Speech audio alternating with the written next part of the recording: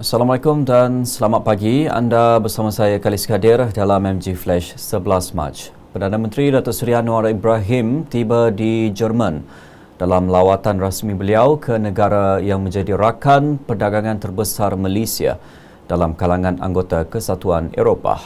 Pesawatnya selamat mendarat di lapangan terbang Brandenburg, Berlin jam 10.29 malam tadi waktu tempatan.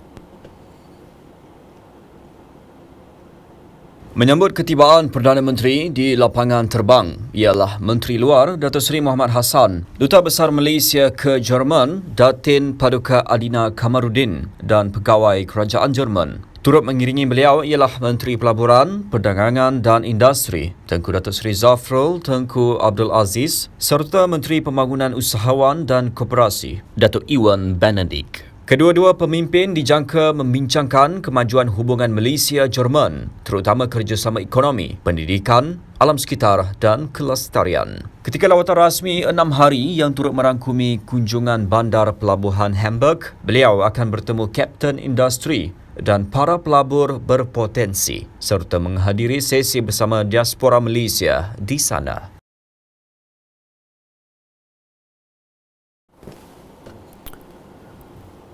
Seramai 15 anggota bomba yang sedang melakukan pemadaman di bahagian dalam Pasaraya Besar Maidin di Manjoy malam tadi diarah keluar dari bangunan selepas berlaku runtuhan pada dinding premis. Pengarah Jabatan Bomba dan Penyelamat Malaysia JBPM Perak, Sayani Saidun berkata, ketika kejadian, anggota mereka berada di tingkat 1 bangunan terbabit.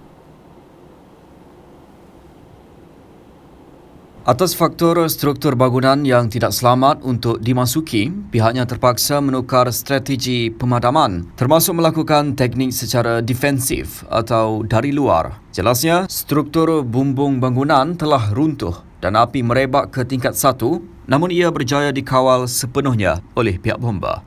Sayani berkata, setakat ini tiada laporan kemalangan jiwa dan kecederaan diterima, membabitkan pekerja dan pengunjung dalam kejadian yang dilaporkan jam 7 malam. Malah katanya, sisa runtuhan yang bertaburan juga didapati tidak mengenai rumah penduduk berhampiran dan punca kebakaran masih dalam siasatan.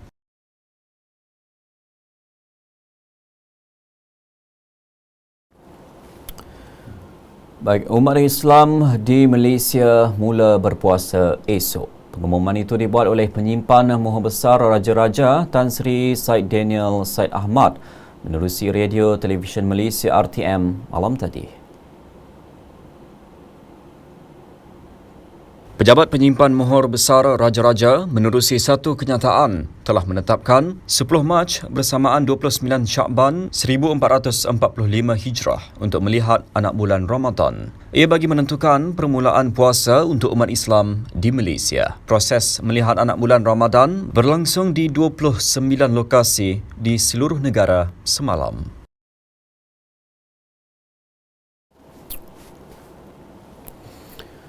Raja Arab Saudi, Raja Salman menggesa seluruh masyarakat antarabangsa memikul tanggungjawab menghentikan kekejaman Israel terhadap rakyat Palestin. Raja Salman menyifatkan penderitaan rakyat Palestin menyentuh hati baginda.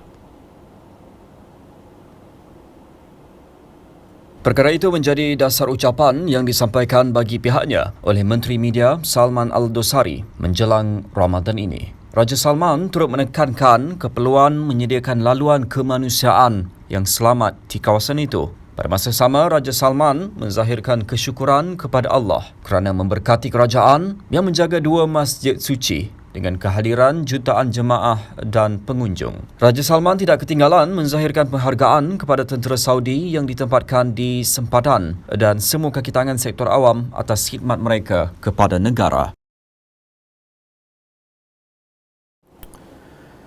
Satu mayat bayi perempuan ditemukan dalam parit perhampiran tapak pembinaan Hospital Baharu Seri Iskandar semalam. Ketua Polis Daerah Perak Tengah, Superintendent Hafizul Helmi Hamzah berkata, pihaknya menerima maklumat berhubung kejadian itu jam 3.15 petang. Siasatan awal mendapati bayi tanpa identiti itu dipercayai baru dilahirkan dengan tali pusatnya disyaki sudah dipotong. Bangsa ditemukan tanpa pakaian dalam keadaan terbaring dan tenggelam dalam parit. Pemeriksaan secara fizikal mendapati tiada sebarang kecederaan luar dan bedah siasat akan dibuat di Hospital Cangkat Melintang, Bota pagi ini. Kes disiasat mengikut Seksyen 318 Kanun Keseksaan.